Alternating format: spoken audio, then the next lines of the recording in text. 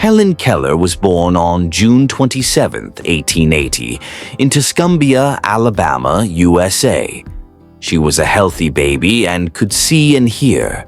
Her parents were Arthur Keller and Kate Keller. But when Helen was 19 months old, she got very sick. Doctors think it was scarlet fever or meningitis. She survived, but the illness made her blind and deaf. She could no longer see or hear anything. This made it very hard for her to communicate with other people. She felt lost and angry. She used signs and gestures to try to show what she wanted, but many people did not understand her. When Helen was almost 7 years old, her parents hired a teacher to help her. Her name was Anne Sullivan. Anne had also been almost blind when she was young, so she understood what Helen was going through. Anne came to Helen's house in March 1887. At first, Helen did not like her and was very wild, but Anne was patient and kind. She began teaching Helen using sign language, where she spelled words into Helen's hand. The first word Helen learned was water. Anne took her to a water pump, let water run over her hand, and spelled W-A-T-E-R into her other hand. Suddenly, Helen understood that the word meant the cool liquid she was feeling. That moment changed her life. After that, Helen was eager to learn.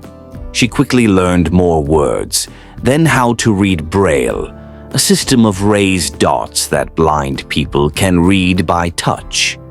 She also learned to write and even speak with the help of special teachers. Helen went to several schools for the blind and deaf. In 1900, she entered Radcliffe College, which was part of Harvard University. It was very hard because books had to be spelled into her hand. But Helen worked hard and never gave up. In 1904, she graduated from college.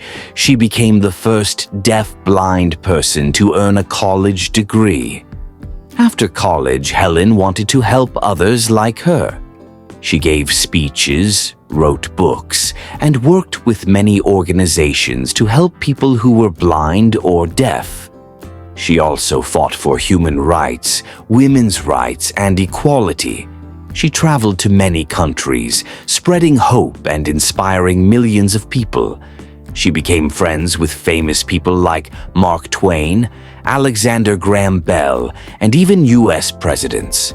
Helen wrote many books and articles. Her most famous book is her autobiography called The Story of My Life, published in 1903. In it, she tells how she learned to communicate and how Anne Sullivan changed her life.